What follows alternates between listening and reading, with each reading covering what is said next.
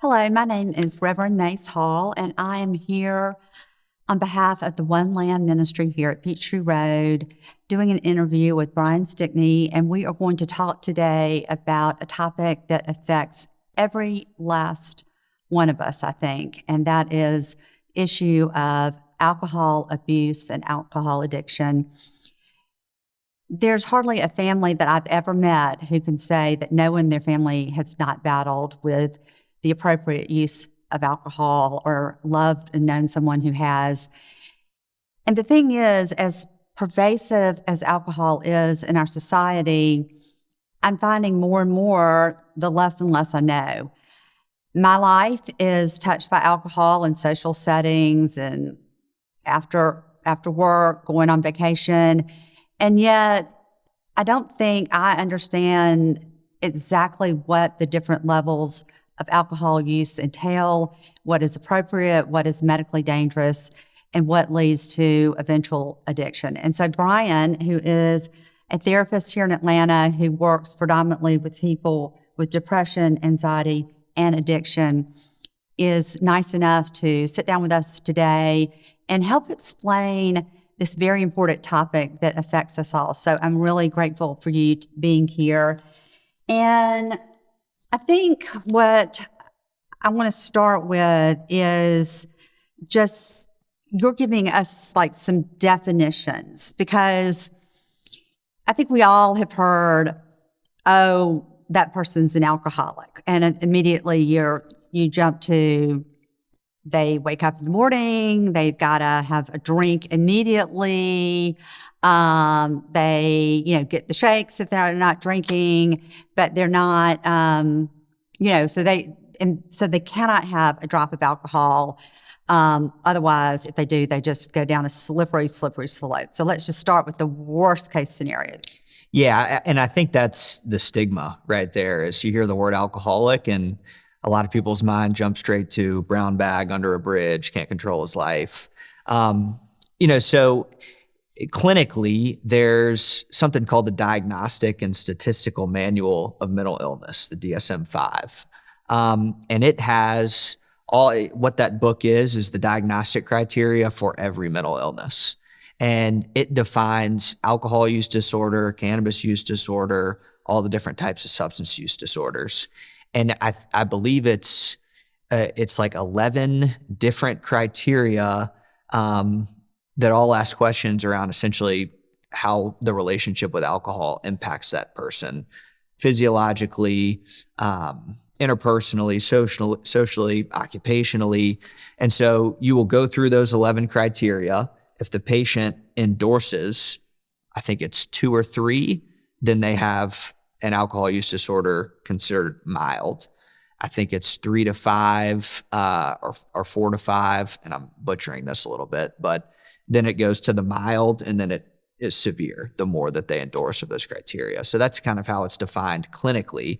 But I think that's what's interesting about all this is the stigma that everybody has, or a lot of folks have, is, well, that person's alcoholic and they can't control themselves.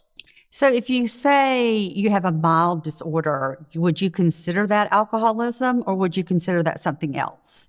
It's a good question, because I don't think that there's a blanket answer for that. And when I will have a patient that, comes in with maybe a mild alcohol use disorder, we'll lay out some treatment, and I will start with, is this person able to moderate their usage? So what I'll start off with that person with is we'll come up with kind of a moderation plan together. And let's say that the sample size is 2 weeks. So can you have, and this is just, pulling numbers, but 3 or fewer drinks 3 times a week. And if that person's okay with that, this is a collaborative process, but if that person's okay with that, they'll come back in 2 weeks. Hey, I was able to do this. Hey, I was not able to do this. Okay, if you weren't able to do that, why not? What got in the way? Then I might try a different intervention. If it becomes patternistic that person's unable to follow through on the moderation, then we probably need to take a look at abstinence. So 2 things. First, when you say that, a friend of mine years and years ago was in the throes of raising 3 little kids, very close in age, with a husband that was hardly ever around. And she went to someone like yourself and she said, every night when I'm cooking dinner, I pour myself a glass of wine. She goes, and then I have a glass of wine with dinner, and then I put the children to sleep, and I might have another glass of wine. And she said, am I an alcoholic? And the therapist said, I'm not sure you're an alcoholic. I think you're a stressed out mother. And all her kids are grown up. Her pattern has changed dramatically. She's no longer having to pour that glass of wine in order to get 3 whiny, tired children bathed and read to and put to sleep. But I mean, she did go through a pattern in her life where that was very much of how she got through the end of the day and dealing with 3 little children. And Mace, I'll say I am much less focused on quantity. I'm much more focused on the impact that it has on that person's life. If that person's able to function, operate well internally and externally, if you have 2 glasses of wine every night and it's not an issue, then okay. So I am very reluctant. Well, I'm having this many drinks, this many days of the week. Does that make me an alcoholic? It's a lot more complex than that.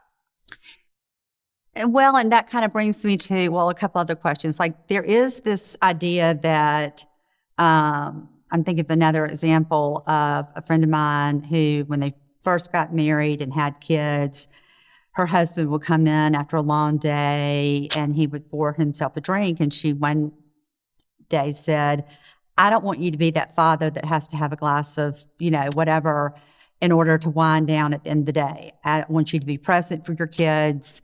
And, the weekend is a different story, but not during the week. We're not doing that with children in the home. There is this idea that people use it, they self-medicate, that's the term, and they say, I'm going to do this because it lets me ease into the evening after being in a stressful work environment all day long.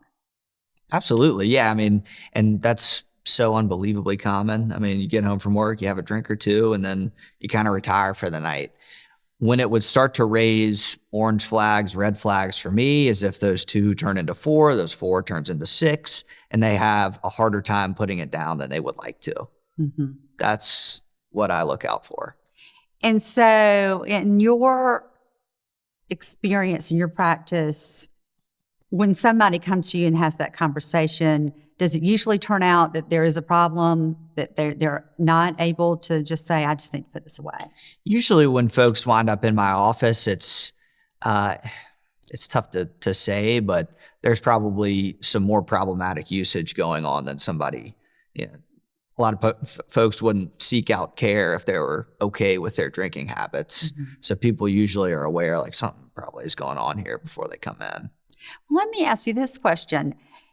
So last spring, we had another person who's a therapist, and her specialty is addiction, and she works especially with people who are dealing with or struggling with alcohol, and she helps people figure out, are they dealing with an abuse problem or is it an addiction? Can you speak to what the difference is between those?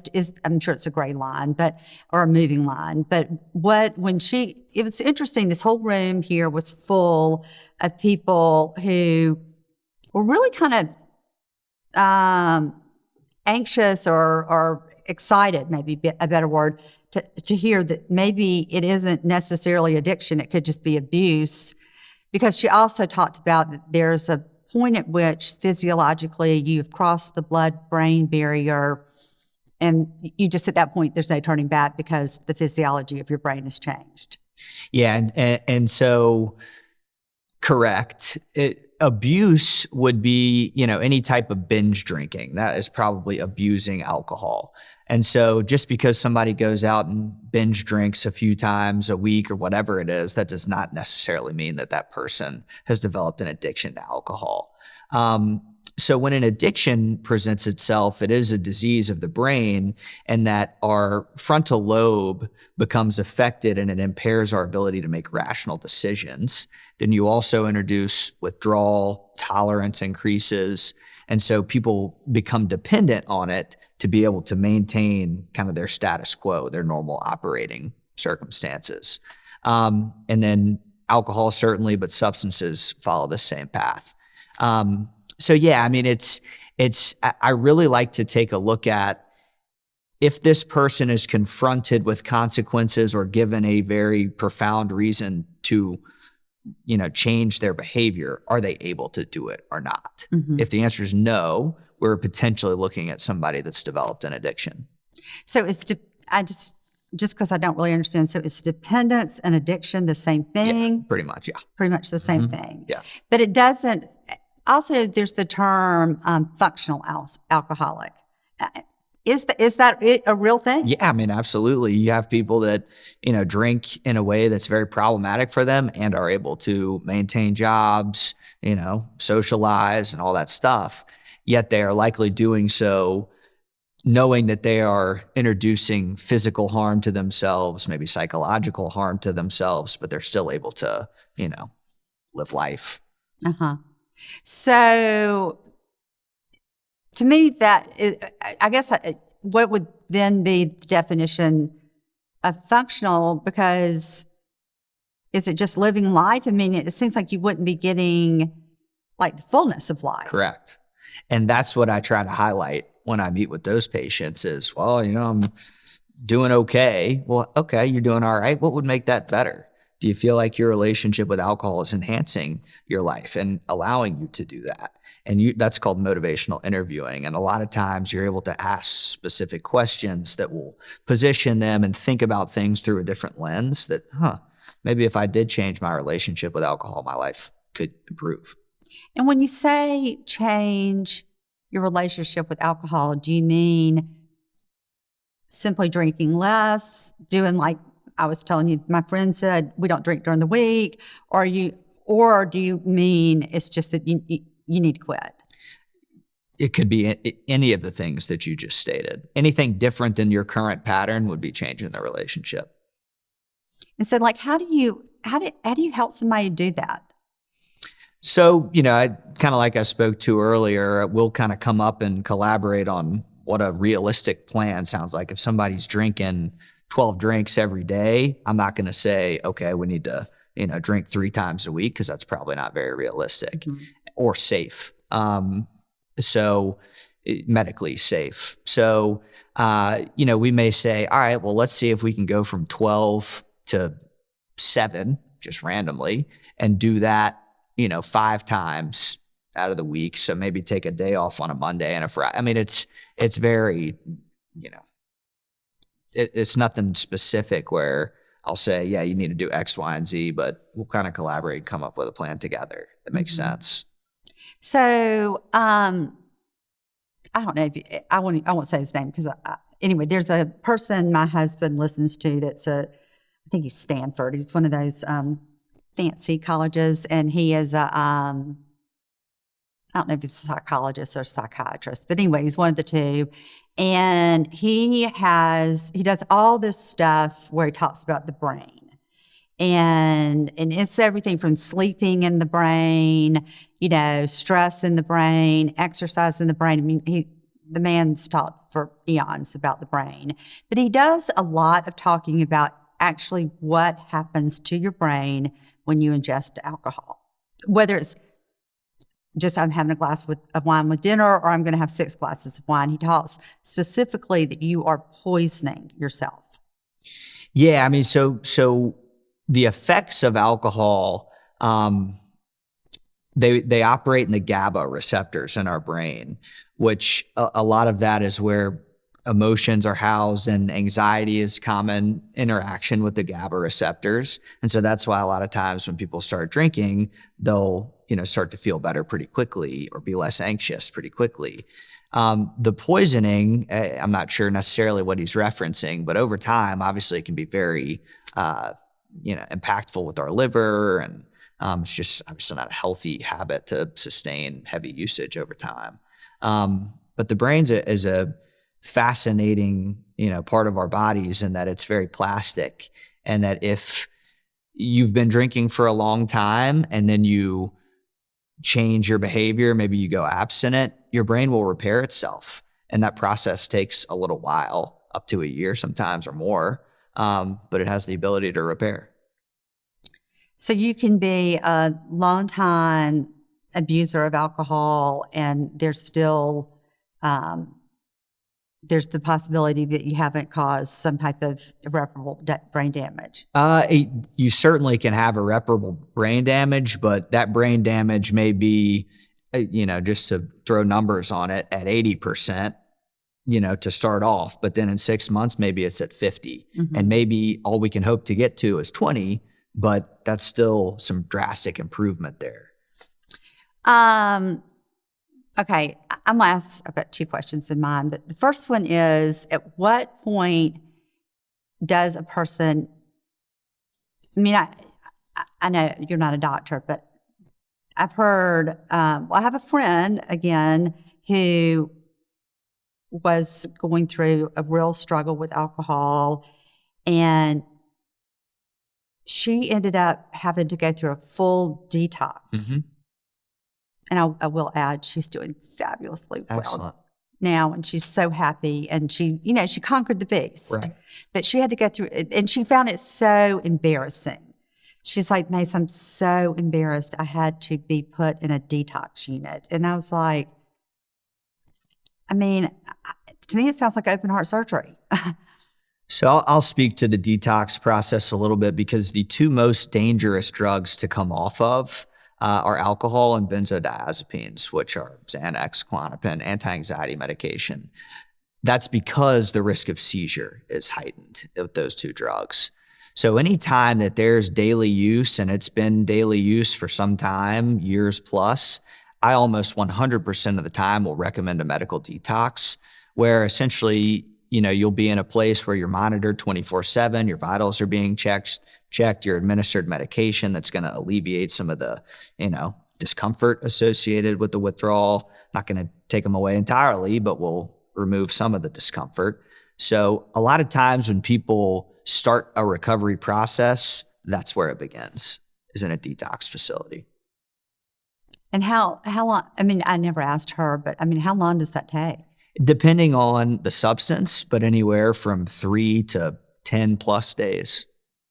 And so after you've gone through the detoxification, then what is it? Is it AA? Is it coming to see someone like you? What do you then say to people, that they don't find themselves back in that pattern? It's very common, unfortunately, Mace, where people have the misconception that detox is treatment, and you see people just going from detox, return to use, detox, return to use.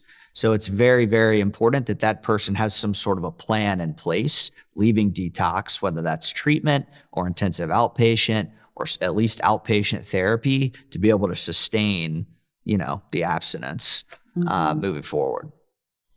Before we got started, I said to you, with doing this work with One Lamb, which has been amazing and just a great experience for me personally. I've learned so much. But I had this wake-up call about how much alcohol is just prevalent in my life. It's at every party. I don't think I've ever been to an adult party that did not serve alcohol. Yeah. Including the ones I host myself. Of course. It's a big, it's just a big part of our existence. Absolutely. And as I was driving over here today, I was like, why is that? Why is it that, why? And that's the only word I can think of. I'm not very clever. To me, Mace, is pretty simple as the social lubricant factor that it offers. It gets people more comfortable and talking more easily. That, I think, is probably the primary reason. And people feel like they can connect more effectively when that's the case. And, I think it's that simple. So another thing that I feel like has become, I'd never heard this phrase until probably the last 5 or 10 years. Maybe it existed and I didn't know it. But we talk about binge drinking. And I know you're not a lawyer, but some people argue that by raising the drinking age to 21, we have made it, and putting so much strictness on underage drinking, we've made it so that particularly our college students, they think they've got to, drink a lot and then go to the football game because they never get a drink at the football game.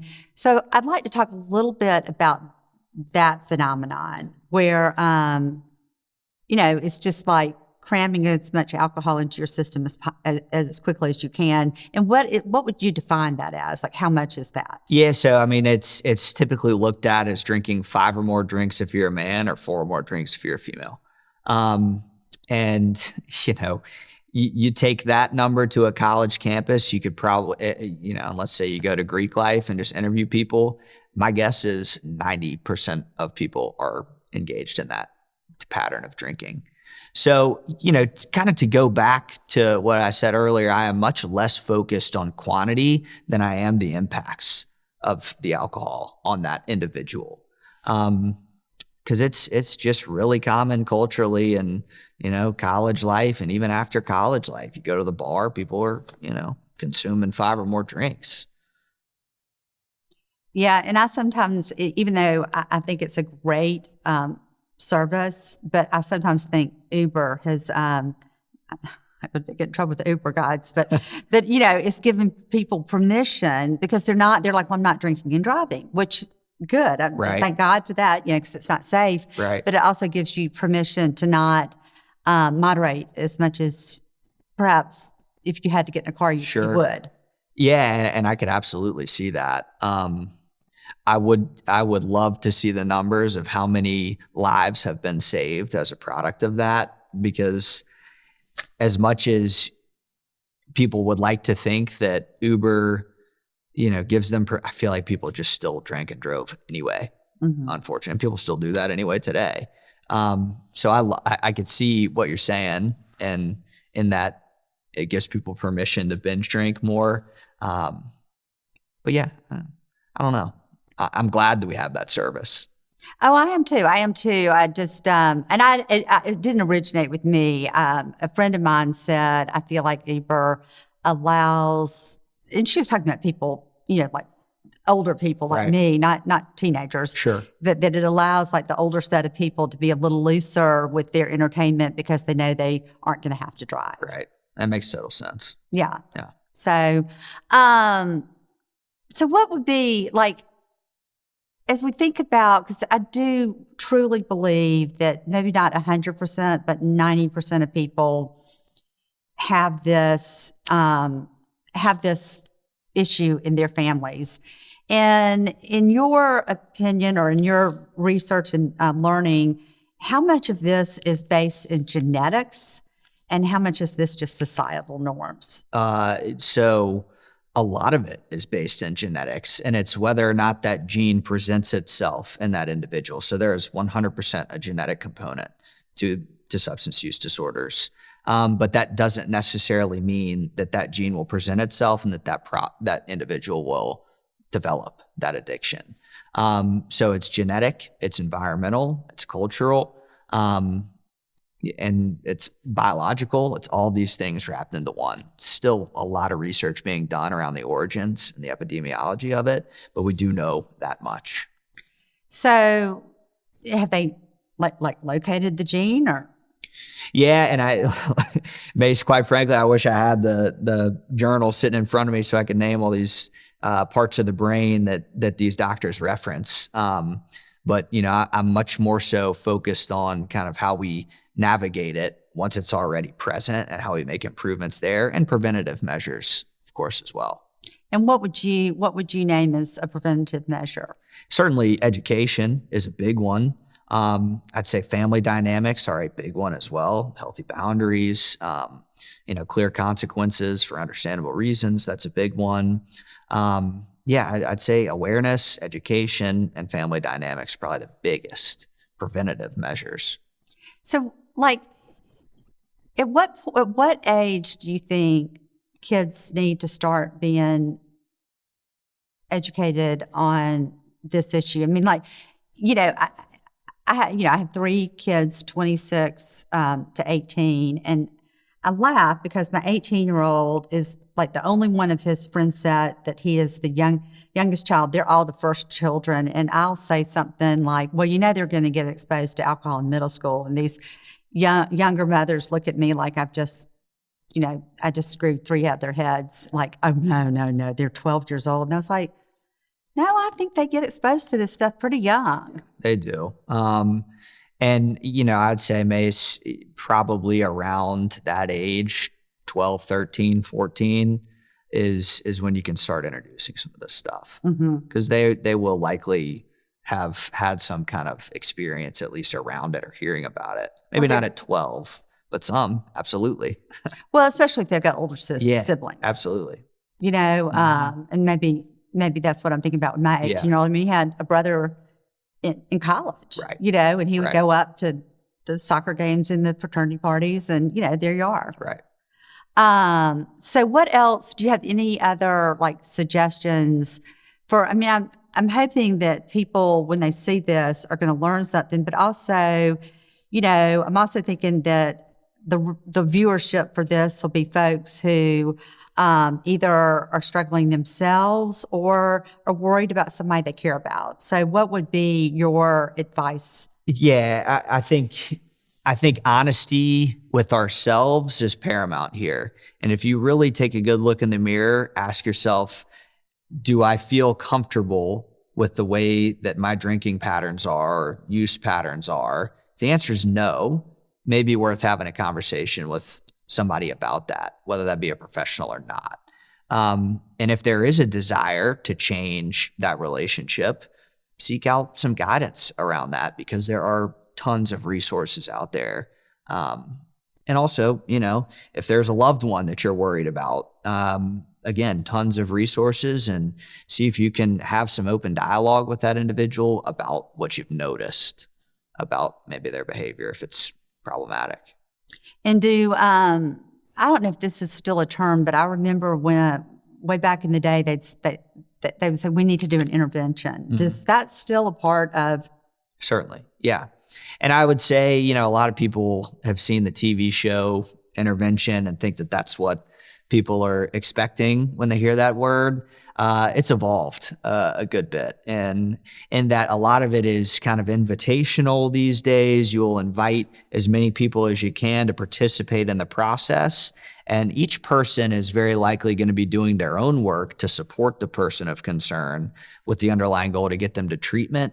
So I could talk about interventions for a while, but it's different than what you see on TV a lot of times. So who is involved in the intervention? Is it family members? Yeah. Is it friends? Is it professionals? Or is it the whole? All of it, all the above.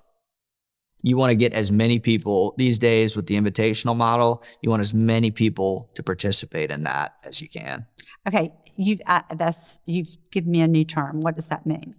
The invitational model, you invite them to participate in the process. A lot of times you'll see like, oh, well, you read this piece of paper, your addiction has affected my life in the following ways. If you don't change, I'm going to X. And that X is usually a very difficult boundary that a lot of times folks have challenges following through with. So it's more like, I'm going to work on myself, and working on myself hopefully is going to allow you to recognize the benefits of getting better. There's some different models of intervention these days. One is called the ARISE model. If anybody watching this cares to do some research. So it's more of an invitation to loved ones, family members to participate in that person's and their own recovery process. Well, I'm going to post this on our website for everybody. I would love to include a link or just some literature if people do want to do more research. Yeah, absolutely. So I'd be happy to share some of that stuff with you. Well, that is awesome. So any other, I'm just, like I said to you before we got started, I mean, I realized that, this is something that's just so part of our cultural norm, and it's almost as if it's hard to get the genie back in the bottle. And not that all drinking is bad or anything like that, but all of a sudden you realize that we've come to a place, at least in a lot of communities, where it becomes a very big part of entertaining and a very big part of socializing. Right. Yeah, and you're exactly right. Not all drinking is bad, and it adds value to a lot of social interactions and social functions that people have, and so it's not necessarily an issue until it becomes one.